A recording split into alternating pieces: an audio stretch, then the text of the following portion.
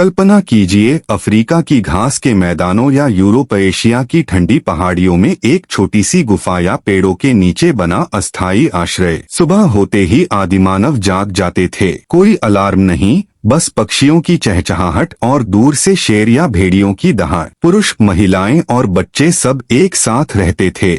20 से 40 लोगों का छोटा सा समूह जो परिवार और रिश्तेदारों से मिलकर बना होता था। वे शिकारी संग्राहक, हंटर गैदरर्स थे। मतलब खेती नहीं, पशुपालन नहीं, बस जो प्रकृति दे वही खाते और इस्तेमाल करते। महिलाएं और बच्चे ज्यादातर संग्रहण गैदरिंग करते थे। जंगली फल, जड़े, नट्स, बीज, पत्तियां, शहद, कीड़े मकोड़े इकट्ठा करना। यह काम रोज 3 से 5 घंटे लेता था। वे जानती थीं कि कौन सी जड़ी बूटी दवा है, कौन सा फल जहरीला है। पुरुष और बड़े लड़के शिकार पर निकलते, हाथ में पत्थर से बने भाले, पत्थर की कुल्हाड़ी या लकड़ी के भाले। वे बड़े जानवरों जैसे हिरण, बाइसन, मैमथ या छोटे जानवरों का पीछा करते। शिकार कभी कभी कई दिनों तक चलता, क्योंकि एक सफल शिकार पूरे समूह को कई दिन तक भोजन दे सकता था। शिकार के बाद जानवर को जमीन पर लिटाकर पत्थर की छुरी से चमड़ा उतारना, मांस काटना और अंग अलग करना,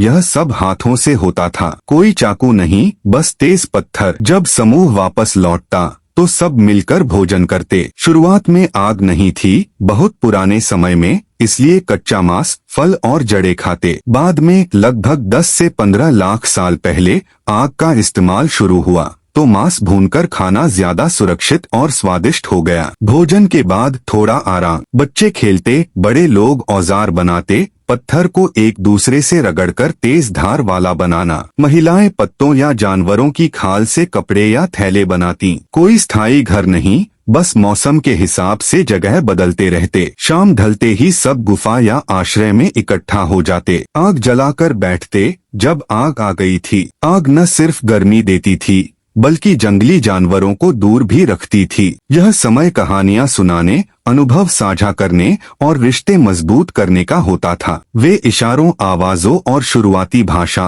प्रोटोभाषा से बात करते। कुछ जगहों पर गुफाओं की दीवारों पर चित्र बनाते, जानवर, शिकार के दृश्य, हाथ के निशान। ये चित्र उनके विश्वास, डर और आशा को दर्शाते थे। बच्चों की देखभाल सब मिलकर करते। कोई स्कूल नहीं, लेकिन बड़े बच्चे छोटों को शिकार, संग्रहण और खतरे से बचने की सीख देते। रात सबसे खतरनाक समय था। चारों तरफ अंधेरा, ठंड, भूखे शिकारी। वे आग के पास सोते, हथियार पास रखकर। जीवन छोटा था, औसत आयु 30 से 35 साल। बीमारी, चोट, दांतों की समस्या, ठंड या भूख से मौत आम थी। फिर भी वे हंसते खेलते थे। वे गाते, नाचते, एक दूसरे के साथ हंसी मजाक करते। वे जानते थे कि अकेले नहीं जी सकते, समूह ही उनकी ताकत था। आदिमानव का जीवन कठिन था, लेकिन सरल भी। कोई तनाव नहीं कि नौकरी छूट जाएगी, कोई ईएमआई नहीं, कोई प्रदूषण नहीं, बस जीना था,